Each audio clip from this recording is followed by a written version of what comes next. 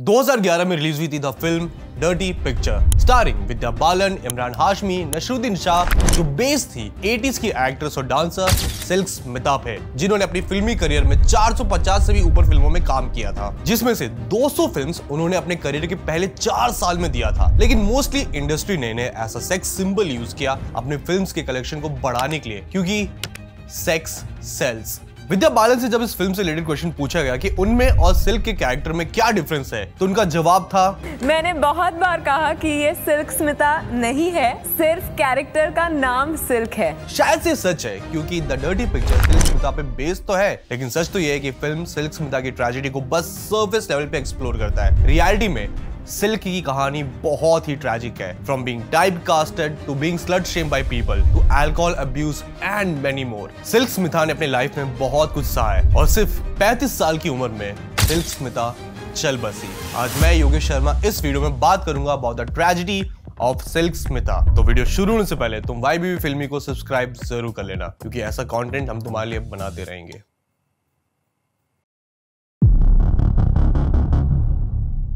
Silk Smitha ने fame देखने से पहले पॉवर्टी और अब्यूज देखा था। इंडस्ट्री में आने से पहले सिल्क का असली नाम था विजय लक्ष्मी वालापट्टी, जो आंध्र प्रदेश के एलुरु में पैदा हुई थी ऑन 2 दिसंबर 1960। विजय लक्ष्मी एक गरीब फैमिली में पैदा हुई थी और बचपन से ही बेसिक चीजों के लिए फैमिली ने काफी स्ट्रगल किया था। हालात इतने बुरे थे कि विजय लक्ष्मी को 4th क्लास में ही स्कूल छोड़ना पड़ा, क्योंकि फैमिली के पास फीस देने के लिए पैसे नहीं थे। कहा जाता है कि विजय लक्ष्मी जैसे जैसे बड़े होने लगी, वैसे वैसे उनके गली मोहल्ले के लड़के उन्हें काफी बुरी नजर से घूरने लगे, और ये देखते हुए विजय लक्ष्मी के माँ बाप ने फैसला किया कि वो 14 साल की विजय लक्ष्मी की शादी करवा देंगे। 14 साल की उम्र में विजय लक्ष्मी की शादी तो हुई, लेकिन उन्हें वहां काफी अब्यूज किया जाता था, डोमेस्टिक वायलेंस होता था उनके साथ, और ये वो सह नहीं पाई और वहां से भाग गई। अब यंग विजय लक्ष्मी जाती भी तो कहां, लेकिन किस्मत उन्हें लेके गई चेन्नई। विजय लक्ष्मी को बचपन से ही एक्ट्रेस बनना था, और ये इंटरेस्ट इसलिए जागा क्योंकि विजय लक्ष्मी के अंकल और कजन फिल्म इंडस्ट्री में काम करते थे as junior artist and makeup artist. पहले ऐसा हाउस हेल्प उन्होंने काम किया, फिर कजन के साथ उन्होंने मेकअप करना भी सीखा। कई फिल्म्स में उन्होंने एज एन एक्स्ट्रा भी काम किया, अंटिल डायरेक्टर एंटनी ईस्टमैन की फिल्म इनाया टेडी में उन्हें एक रोल मिला। लेकिन ये रोल मिलने का रीजन था कि फिल्म में कास्ट हुई थी एक्ट्रेस शोभा, लेकिन शोभा ने अपनी जान ले ली थी फिल्म के प्रोडक्शन से पहले, और फिर एंटनी ने कास्ट किया विजय लक्ष्मी को, जहां उनके कैरेक्टर का नाम था स्मिता, और ये कैरेक्टर काफी सेक्सुअलाइज था। ये वो एरा था जब साउथ सिनेमा ने एक फॉर्मूला डिस्कवर किया 1978 की फिल्म अवालुडे रवाकुल से, जब फिल्म में काफी सेक्सुअल सीन्स थे, और ये फिल्म लोग भर भर के देखने आए, और फिल्म मेकर्स को समझ में आ गया सेक्स सेल्स। और विजय लक्ष्मी का रोल इनाया थेडी में देखते हुए उन्हें अप्रोच किया डायरेक्टर वीनू चक्रवर्ती ने। उन्होंने विजय लक्ष्मी में पोटेंशियल देखा अपनी फिल्म को बूस्ट अप करने के लिए। उन्होंने विजय लक्ष्मी को अप्रोच किया अपनी फिल्म वांडी चक्रम के लिए और कहा कि उनमें काफी पोटेंशियल है। उन्होंने विजय लक्ष्मी को ट्रेन किया टू बी एन एक्ट्रेस, उनके डांस क्लासेस के लिए फीस भी भरा, और इवन वीनू चक्रवर्ती की वाइफ ने हेल्प किया विजय लक्ष्मी को तैयार होने के लिए। और वांडी चक्रम में विजय लक्ष्मी का रोल था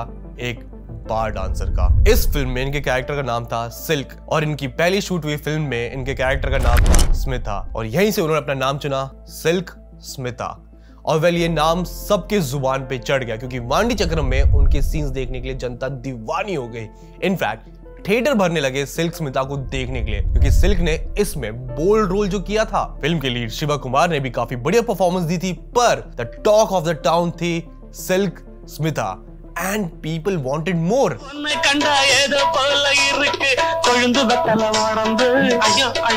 और ये चीज फिल्म मेकर्स ने भी नोटिस किया, और फिल्म मेकर्स सिल्क के पास पहुंच गए उन्हें सिर्फ अपने फिल्म में कास्ट करने के लिए, जहां कुछ ने इन्हें रोल्स तो ऑफर किए, लेकिन मोस्टली एक आइटम नंबर ही इन्हें ऑफर हुआ, क्योंकि सबको पता चल गया था सेक्स सेल्स। इवन काफी फिल्म्स के रिलीज को रोक दिया गया था, इवन कैंसिल आउट कर दिया गया था, अनलेस उसमें सिल्क का एक डांस ना हो तो। पोस्टर में सिल्क को रखा जाने लगा ताकि ऑडियंस समझ जाए इस मूवी में सिल्क है। एक इंसिडेंट भी सामने आया था जिसे फिल्म डर्टी पिक्चर में दिखाया गया है, जहां जनता टिकट सिर्फ सिल्क के डांस को देखने के लिए ले रही थी। जैसे ही सिल्क का डांस खत्म हो जाता था, लोग थिएटर से निकल के चले जाते थे। चलो गाना खत्म हो गया, निकलते, नेक्स्ट शो में वापस आएंगे। सबको बस सिल्क का वो सेक्सुअल डांस देखना था। 1982 की फिल्म मोंद्रू मुंगम में सिल्क कास्ट हुई ऑपोजिट द सुपरस्टार रजनीकांत, और इस फिल्म में इनके साथ के बोल्ड सीन ने इन्हें सिंबल ऑफ सेंसुअलिटी का स्टेटस दे दिया।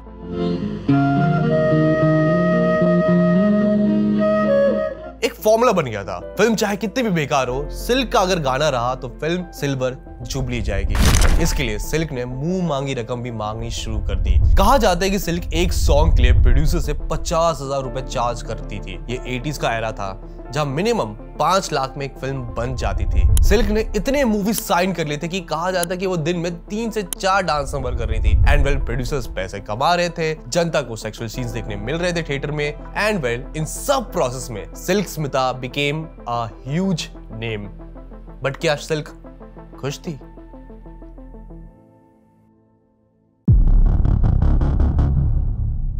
फिल्मफेयर मैगजीन में इंटरव्यू देते हुए सिल्क से पूछा गया कि क्या वो ग्लैमर रोल्स में स्पेशलाइज करती है, जिस पे सिल्क का रिप्लाई था कि वो कैरेक्टर रोल करना चाहती है, जैसे कि सावित्री, सुजाता एंड सरिता। लेकिन वांडी चक्रम ने सबके सामने उन्हें एक ग्लैमर अवतार में लाके खड़ा कर दिया, जिसके बाद उन्हें और ग्लैमर रोल्स ही ऑफर होने लगे। लेकिन उनका अभी भी ड्रीम है कि वो एक अच्छा कैरेक्टर रोल प्ले करे। जहां जनता को सिल्क का बोल्ड सेक्सी अवतार काफी पसंद आने लगा, वहीं मीडिया ने सिल्क को लेफ्ट राइट सेंटर बैश करना शुरू कर दिया। वहीं क्रिटिसिज्म भी काफी आया कि सिल्क को बस फिल्म में बोल्डनेस के लिए यूज किया जाता है और उनके पास कोई स्पेशल टैलेंट नहीं है। लेकिन इसमें कितनी सच्चाई थी? अब ऐसा ही नहीं कि सिल्क ने सिर्फ सेक्सुअल रोल्स किए। 1981 की फिल्म आवा गए ओवथली में उन्होंने एक कैरेक्टर रोल भी प्ले किया, जहां यूजुअली सिल्क को वन डायमेंशनल रोल में डाला जाता था, जहां वो आई, सीड्यूस की और चली गई। लेकिन इस मूवी में इनके कैरेक्टर में लेयर्स डाले गए। एक औरत जिसकी शादी किसी बुड्ढे से हो गई है और वो प्रोटैगनिस्ट के प्यार में पड़ जाती है और वो उसे अपनी तरफ अट्रैक्ट करने की कोशिश करती है। 1981 की इस फिल्म ने जनता को काफी सरप्राइज किया, क्योंकि लोगों ने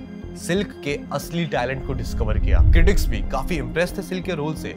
लेकिन अगेन सिल्क को वही बोल्ड, सेडक्टिव और वन डायमेंशनल रोल्स ही ऑफर होने लगे, जिसकी वजह से वो काफी ज्यादा टाइपकास्ट होने लगी। और मीडिया ने तो सिल्क को बैश करना कभी छोड़ा ही नहीं। डिस्पाइट दैट सिल्क ने अपने काम को डेडिकेशन से किया। उन्होंने बड़े बड़े स्टार्स के साथ भी काम किया इंडस्ट्री में। वो 1981 की फिल्म पूंदरम पिराई में नजर आई विद कमल हसन एंड श्रीदेवी, जिसका रीमेक बनाया गया विद द सेम कास्ट और 1983 में रिलीज की गई सदमा, जो काफी बड़ा हिट था और इसने सिल्क को हिंदी ऑडियंस में भी पॉपुलर बना दिया था।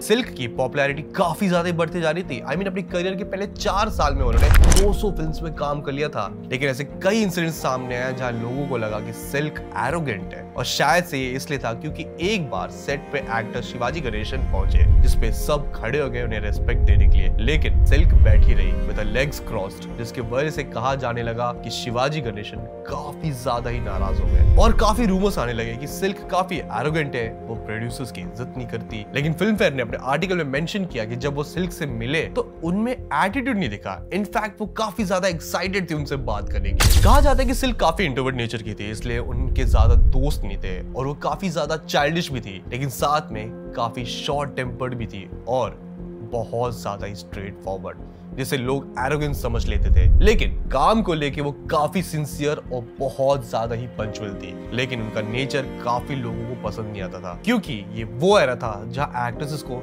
दब के रहने के लिए कहा जाता था। एक इंसिडेंट के बारे में सिल्क ने बताया था जब वो सिंगापुर गई थी एक पब्लिसिटी टूर पे। म्यूजिक डायरेक्टर MS विश्वनाथन और उनकी फैमिली भी साथ में थी। सिल्क का नेचर था कि वो बहुत ज्यादा इंट्रोवर्ट थी और उन्हें स्टेज फियर भी था, जिसकी वजह से उन्होंने साफ कहा था कि उन्हें प्लीज डांस करने के लिए ना कहा जाए। लेकिन जनता तो बस सिल्क को एक डांसर के रूप में देखती थी और उन्हें बस सिल्क का डांस देखना था। लेकिन सिल्क स्टेज पे आई, सबको ग्रीट करके चली गई, जिसके वजह से ऑडियंस का काफी आउटरीच देखना मिला और पुलिस ने उन्हें एस्कॉर्ट किया रूम तक इस आउटरीच को देखते हुए। अगले दिन जब सिल्क उठी तो उन्हें पता चला कि MS विश्वनाथन अपने फैमिली के साथ बिना बताए वापस इंडिया लौट गए, जिसपे सिल्क को काफी धक्का लगा। उन्होंने अपने ऑर्गेनाइजर्स को कह के अपना इंडिया का रिटर्न जर्नी ऑर्गेनाइज करवाया, लेकिन एयरपोर्ट पे आते ही CBI के 6 लोग वहां पहुंच गए और उन्होंने सिल्क को इन्वेस्टिगेट किया, उनका सामान चेक किया। कुछ मिला नहीं, जिसपे उन्होंने माफी भी मांगी और कहा उन्हें इन्फॉर्मेशन दी गई है कि वो कुछ तो इलीगल स्मगल कर रही है। सवाल ये है कि ये फेक न्यूज किसने फैलाया सिल्क के बारे में?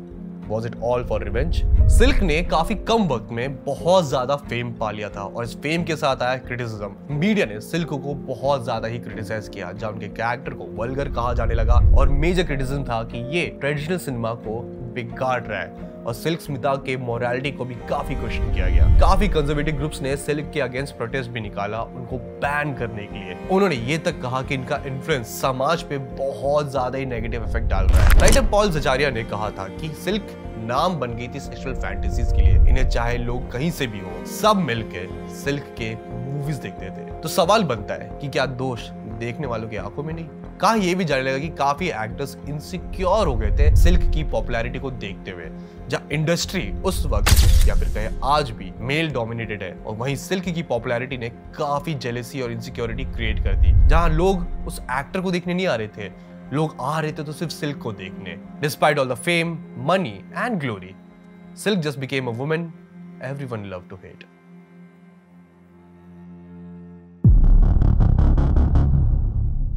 सिल्क स्मिता के काफी अफेयर्स के भी रूमर्स आए, जहां उन्हें ऑलमोस्ट हर एक प्रोड्यूसर्स के साथ लिंकअप किया जाने लगा। आज भी नाम क्लियर नहीं, लेकिन कहा जाता है कि सारी दुनिया की तरह ये लोग भी सिल्क को बस लस्ट की नजर से देखते थे और अपनी लस्ट पूरी करने के लिए सिल्क को यूज करते थे, फिर उन्हें छोड़ देते थे, जिसने सिल्क को काफी आइसोलेटेड फील करवाया।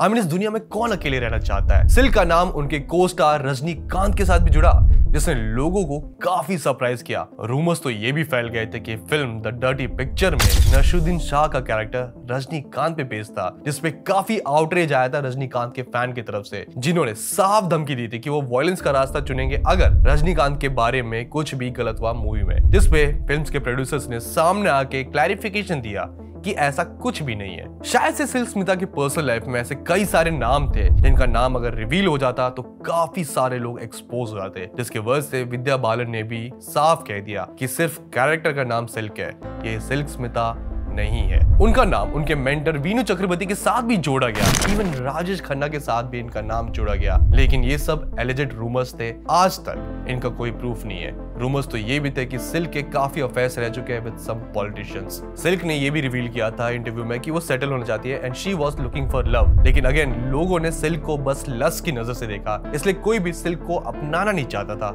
which led Silk into depression। काफी इंटरव्यूज में सिल्क की बातों से समझ में आने लगा कि वो एक अनहेल्दी रिलेशनशिप में है, लेकिन वो इमोशनली डिपेंडेंट हो गई अपने पार्टनर के साथ, जिसके वजह से वो टॉक्सिसिटी बस सहे जा रही है। 90s का एरा आ चुका था और कहा जाने लगा कि सिल्क ने खुद को इतना ओवर पैक कर दिया था काम के साथ कि उनके लिए मुश्किल हो जाता था शेड्यूल फॉलो करना। डिस्पाइट वो डिमांड में थी, प्रोड्यूसर्स न्यू लड़कियों को कास्ट करने लगे जो सिल्क से ज्यादा करने के लिए तैयार थी, वो भी कम पैसों में। प्रोड्यूसर्स ने साफ कह दिया था कि लोगों ने सिल्क का सब देख लिया है, जिसकी वजह से अब वो सिल्क के साथ काम नहीं करना चाहते। सिल्क ने काफी बार इंटरव्यूज में भी कहा है कि वो टाइप कास्ट होने की वजह से थक गई है और 90s में उन्होंने प्रोड्यूसर बनने का भी फैसला लिया। उन्होंने अपने production house silk and Smita combine से 5 फिल्मों को प्रोड्यूस किया, लेकिन अनफॉर्चुनेटली फिल्म्स बॉक्स ऑफिस पे परफॉर्म नहीं कर पाई। मीडिया ने भी इन फिल्म्स को बहुत ज्यादा बैश किया, जिसने सिल्क को और ज्यादा आइसोलेटेड फील करवा दिया और सिल्क ने अपने दुख का सॉल्यूशन ढूंढा इन अ बॉटल। वो अल्कोहल से काफी ज्यादा एडिक्टेड हो गई थी। 22 सितंबर 1996 की सुबह को सिल्क ने एक मूवी की शूट की। वो शाम को अपने होटल के कमरे में गई और अपनी दोस्त एंड एक्ट्रेस अनुराधा को उन्होंने कॉल किया और कहा कि उन्हें कुछ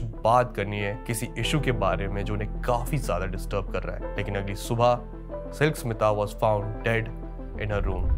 सारी इंडस्ट्री शॉक में थी सिल्क के जाने के बाद। जर्नलिस्ट सुशील राव ने अपने ब्लॉग पोस्ट में बताया था कि सिल्क के गुजरने से 10 दिन पहले वो सिल्क का इंटरव्यू लेने पहुंचे थे और वो काफी ज्यादा पोलाइट थी और काफी अच्छे से उन्होंने उनसे बात किया। सिल्क ने कहा था कि वो शादी तब करेगी जब वो 1 करोड़ रुपए अपने नाम पे फिक्स डिपॉजिट करवा ले, क्योंकि ये पैसे उनके और उनके होने वाले बच्चों के फ्यूचर को सिक्योर कर देगा। शी न्यू कि उम्र बढ़ रही है और एक सर्टेन टाइम बाद उन्हें काम नहीं मिलेगा इस इंडस्ट्री में। सुशील राव ने यह भी लिखा कि उस वक्त सिल्क किसी के साथ लिविंग रिलेशनशिप में भी थी। रूमर्स थे कि सिल्क की मौत की वजह बनी उनकी फाइनेंशियल प्रॉब्लम, जहां वो काफी ज्यादा डेब्ट में थी because of a poor financial planning, जहां उनके प्रोडक्शन हाउस के फ्लॉप वेंचर्स ने उन्हें काफी डिप्रेशन में डाल दिया था। पर क्या यही रीजन हो सकता है? सिल्क के कमरे में एक नोट भी मिला था जिसमें उन्होंने लिखा था वो और दुख नहीं सह सकती। उन्होंने काफी कोशिश की लेकिन लोगों ने उन्हें धोखा दिया और वो अब थक चुकी है। काफी न्यूज़पेपर्स ने इस नोट से एक नाम डिसाइफर किया, बाबू, जहां उन्होंने इस नोट को ट्रांसलेट किया कि उन्हें प्यार बाबू में मिला। उन्हें लगा था कि बाबू उन्हें चीट नहीं करेगा, येट वो गलत थी और सबके तरह बाबू ने भी उन्हें अब्यूज किया और दुख पहुंचाया। अब मेन सवाल आता है कि ये बाबू कौन है? रूमर्स थे कि ये है डॉक्टर राधा कृष्ण, सिल्क के बॉयफ्रेंड जिनके साथ वो लिव इन रिलेशनशिप में थी। पॉल ज़चारे ने भी अपने आर्टिकल में मेंशन किया था कि सिल्क की मौत की वजह ये भी थी कि सिल्क ने अपनी सारी कमाई ऑलमोस्ट 4 करोड़ रुपए गवा दिया अपने प्रोडक्शन हाउस में, और ये पैसे खर्च करने के लिए उन्हें उनके लिव इन पार्टनर ने कहा था। सब खोने के बाद और सिर्फ धोखा मिलने के बाद सिल्क के लिए सब बस खत्म हो गया था। आज तक ये नोट ढंग से डिसाइफर नहीं हो पाया और सिल्क की मौत आज भी एक मिस्ट्री है और शायद हमें कभी भी एक क्लियर आंसर नहीं मिलेगा। What killed silk Smita? फिल्में सिर्फ 3 चीजों की वजह से चलती है, एंटरटेनमेंट, एंटरटेनमेंट, एंटरटेनमेंट, और मैं एंटरटेनमेंट हूं। सिल्क स्मिता के जाने के कई साल बाद भी उनका इम्पैक्ट सिनेमा पर रह गया, जो काफी डार्क रियलिटी दिखाता है सिनेमा का, जहां औरतों को लस्ट के लिए यूज किया जाता है बाय प्रोड्यूसर्स। जनता ये लस्ट थिएटर में एंजॉय भी करती है और फिर घर जाके उस एक्ट्रेस को जज भी करती है। तो तुम्हारा क्या ख्याल है, हु किल्ड सिल्क स्मिता?